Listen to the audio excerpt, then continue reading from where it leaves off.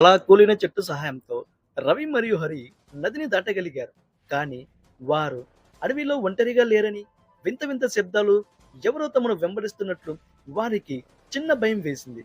అయినా గుండెల నిండా ధైర్యం తెచ్చుకొని ప్రయాణాన్ని సాగిస్తారు.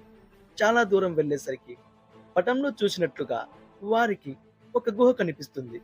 వేరే దారి ఏమన్నా ఉందా అని పటాన్ని మళ్ళీ మళ్ళీ చూస్తారు. కానీ గుహ దారే చూపిస్తుంది. ఆ గుహలో చిమ్మ చీకటి చాలా భయంకరంగా ఉంది. ఇక తప్పదు కాబట్టి ఇద్దరు ఒక లాంతరు చేత పట్టుకొని గుహ గుండా వెళ్ళసాగారు. అలా వెళ్తున్న వారికి గుహ గోడలపై పురాతన శిల్పాలు కనబడతాయి. ఒకప్పుడు భూమిని పాలించిన రాజులు మరియు యోధుల కథలను తెలిపే చిత్రాలు అవి. చూడటానికి ఎంతో అద్భుతంగా ఉంటాయి. అలా గుహ చివరకు వచ్చిన వారికి ఒక ఇరుకైన మెలితిప్పిన మార్గానికి తెరుచుకునే దాచిన ద్వారాన్ని కనుగొంటారు.